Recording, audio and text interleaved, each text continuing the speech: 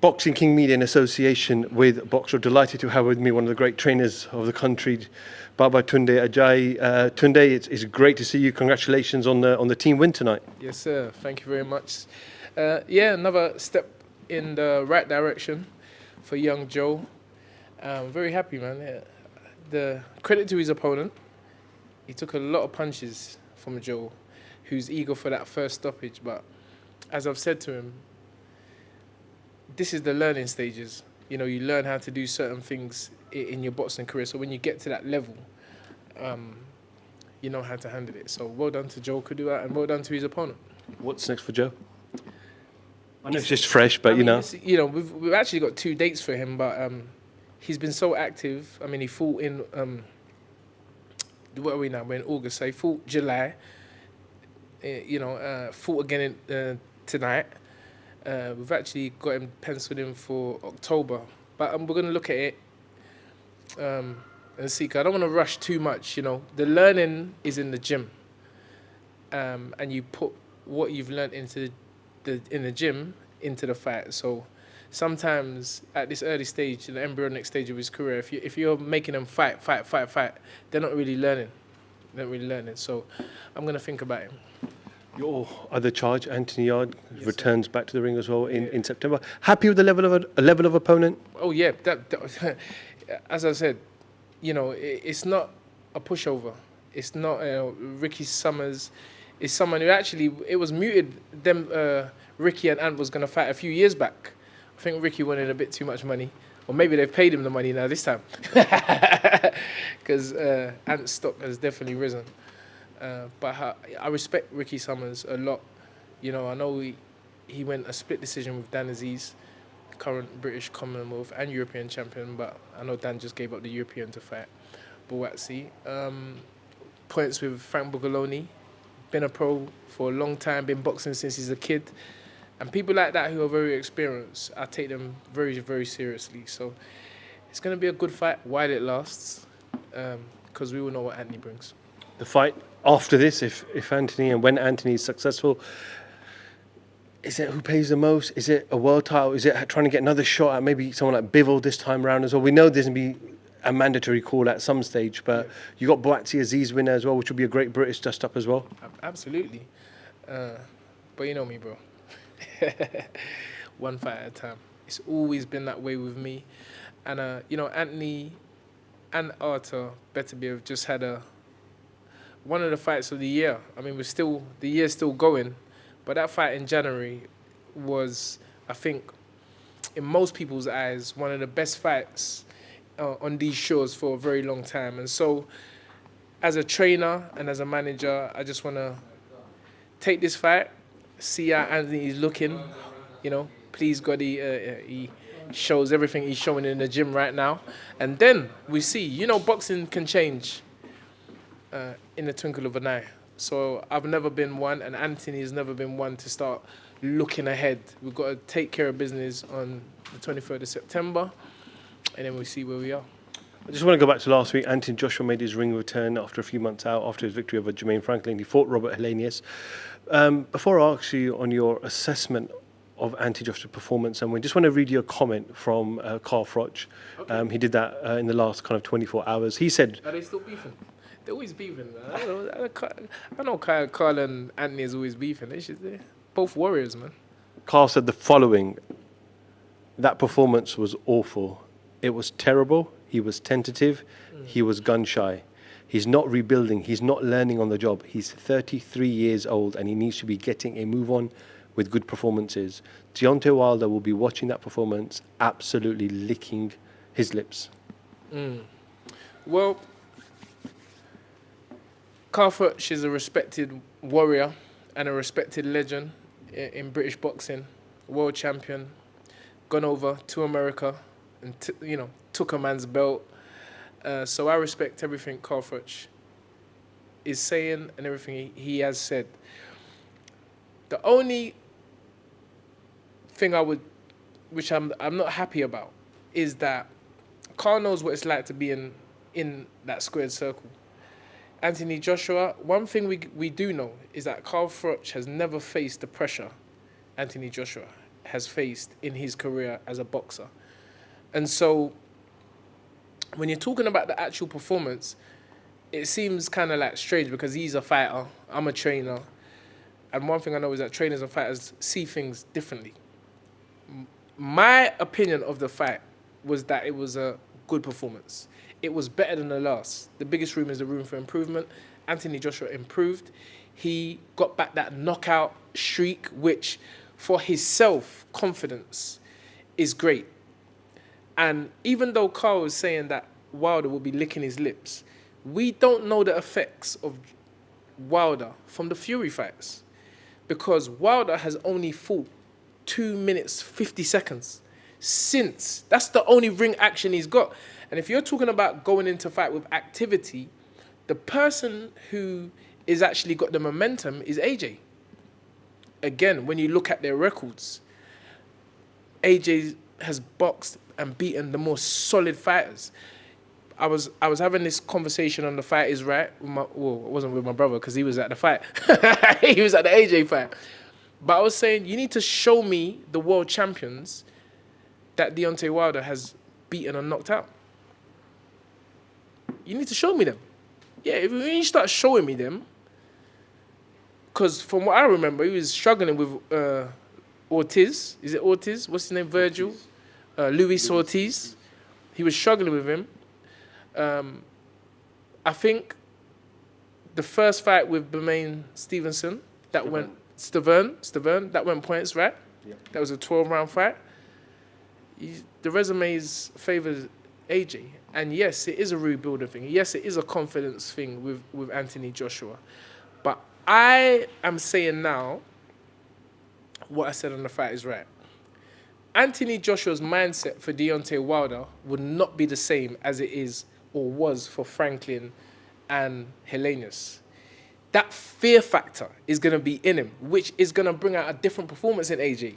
And that's what makes the fight so interesting. But I don't know why people are looking at that performance and saying, oh, Wilder is going to be licking his lips. Well, don't train then. If it's so easy, lick your lips and don't train and see what happens. He's going to be taking Anthony Joshua very seriously, as is Anthony Joshua going to take Wilder very seriously. And it's an exciting fight. I'm saying what I said 3 years ago. Anthony Joshua will knock out Deontay Wilder. I was sitting just in front of David Haye during that fight in the arena. Yes. And David kept shouting, throw the right hand. Why aren't you throwing the right hand? Double up on the jab and go to the head, go to the body and throw that right hand. Yeah. Do you feel like Anthony Joshua is working on a new style that people are not patient with and cannot understand? Or do you feel like he is gun shy or there is a problem there? No, David Haye is really echoing what I was saying at the Franklin fight. Ask anyone who was there, I was shouting my head off. Throw the thing. I was saying, sorry, I wasn't saying thing. I was saying throw the ting. That's what I was saying. Throw the ting, throw the ting. I was shouting. But again, you know, it's confidence building. He ain't losing rounds. He's just taking his time, working on things and waiting for the right opportunity to. And again, yes, he may be gun shy. Who knows? But one thing I know is that he knocked out Helenius in a fashion. That didn't look like someone who was gun shy to me. That looked like someone who set it up. If you go back to the corner work, the 6th round, Derek James said, just keep on throwing it. He said he can't land the right hand. AJ said, I can't. It's difficult. He said, listen, just keep shooting it. Bam, it will come. And that's what happened. So there's going to be a game plan for Wilder. And in terms of the gun shy and not throwing it, boxing is the easiest sport to talk about, but it's not so easy to do. That's what we say, bruv. It's easy, bruv. You sit. Sorry, I'm saying bruv again. It's easy sitting behind your television screen or in the arena saying, do this, do that, do this. You do it. There's a reason why Anthony Joshua is in there and you're not in there. It's not easy. Boxing ain't easy. So it's the most challenging physical and mental sport on the planet Earth. And so when you're in the luxury of a ringside seat or the luxury of your home and shouting instructions, it's all good. But when you're in there, everything has to be timed and calculated. And what I feel with Anthony Joshua now is that he is actually saying, it's not about going in there and slinging, having another Dylan Whyte one and slinging and taking a punch and going. He said, well, because after this boxing thing's over, I've got a family I have to go back to, and I think that he's being very calculated and methodical. And as you said, I think the public are becoming impatient here. But listen, it's AJ today. Once his career is over, we'll be talking about someone else. So Anthony Joshua's putting Anthony Joshua first. Okay, well, just before I let you go, I've got to ask you about someone you know very well, Daniel Dubois, Don Charles. Next week, they dare to Triple be D. great against Alexander Usyk. Let me ask you the question in this way: is this fight for Usyk against Dubois harder than the Joshua fight? Potentially, because Daniel Dubois is really like, I think with the first Usyk fight, people were like, it's like, AJ, he can do this, you understand? And it was more of a thing where Usyk had to prove that he was better than Anthony Joshua. Going into this Daniel Dubois fight, I think nobody is giving Daniel Dubois a chance. And that could be the Achilles heel. Daniel is a devastating puncher. He's a devastating puncher. The problem, which I'm sure Don Charles and the team know, is landing that punch, dealing with the mental fortitude of Alexander Usyk and the movement in, out. But if my boy Triple D can just land the punch from heaven, it's good night nurse. I'm telling you, bro. Oh, mate, I'm telling you, it'd be good. We'll be singing. Everyone in England will be singing. I don't know, maybe everyone won't, but I'll be so happy for Daniel and happy for Don Charles, because he's a man that really deserves his break. He's had a few attempts with Derek, but he's got a young, willing charge that really wants to win and prove everyone wrong, and that is what makes the fight so interesting. And Frank, he's got a habit of picking the right fight at the right time, and maybe this is it. So all the best to Daniel Dubois. Sorry, I know I said final, but this is the absolute final one. Just a quick word and comment on the man that should have been in the ring on Saturday night with Anthony Joshua, Dylan Whyte, obviously failed a VADA test, adverse finding. Elisa Baumgartner failed one as well. But just on Dylan, because I know he's your boy as well. I know you know him very well, and he must be disappointed knowing how AJ fought, that he potentially had a great chance in that fight. But what's your thoughts? It's a funny one, isn't it? Because Dylan's, I think this is the third or fourth time this has happened, and somebody has to take blame.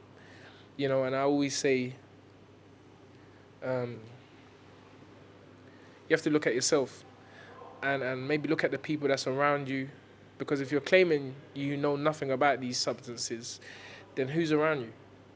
Who's giving you your water bottle? Who's giving you the drinks, the supplements? I just watched an incredible documentary on Netflix with Victor Conte, and oh my goodness, you seen that? Have you seen that? You seen that? God almighty, I was like, bro, it's like, when there's no fairness. It's like, what was everybody cheating? Rubbing creams on your body and everything, and that's drugs. I'm like, it's just madness. I'm like, it's actually getting me upset, because it's like, myself and Anthony was talking about it, and it's like, if that is how professional sports is conducted at the elite level, then where do clean athletes stand? Because what performance-enhancing drugs is doing is making clean athletes into super athletes. Man, 6 months before he's bench pressing 165, then 6 months later he's a 305. I was like, what? Hold on, what's going on? So you can't win. So I'm not supporting that. If it's my boy, if it's not my boy, Dylan is my boy, but I'm not supporting that. Elisa Baumgartner, I'm there, she's there flexing muscles. You're guilty. The way the public see things is that you're guilty before you're innocent. So, as I keep saying, if they don't sell it in Waitrose, don't consume it. If they don't sell it in Tesco's, don't consume it, because all of these supplements, I I think you have to be careful. And as an athlete, I think the onus is on you to know what you're putting in your body. So that's why I say you can't really be looking out. It's you, the individual. I saw Tim Montgomery. He knew he was taking drugs. Marion Jones, she knew she was taking drugs.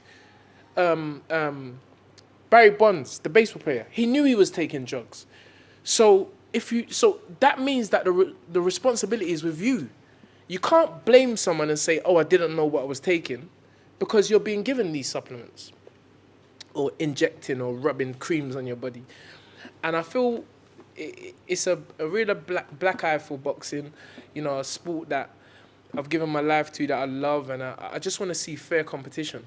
I don't want to see someone lose because someone is cheating. That's someone's child. You know, you're trying to take the life of someone who has a family, and that cannot be endorsed, and I don't support it one bit. And I just hope to God that Dillian is clear of this. I hope he clears his name.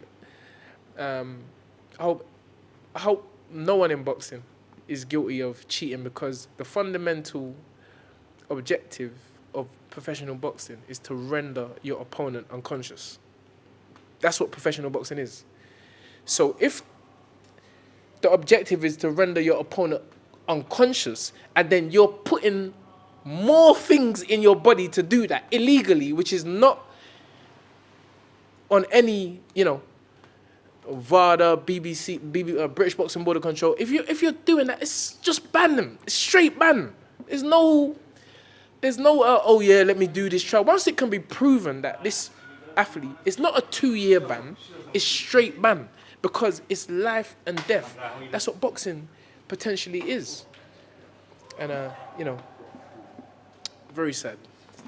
Tunde, thank you for your time. Appreciate your time as always, your knowledge and your wisdom. And yeah, best of luck, and we'll catch up with you very soon. Thank you very much, and thank you for the interview. Big up, Goo. That's it, right? Hope you're well, bro. Get back on behind the camera, bro. You're just there eating up all the money. And yeah. Big up. Thank you for the interview, brother. Tunde Ajayi for Boxing King Media. Thank you very much.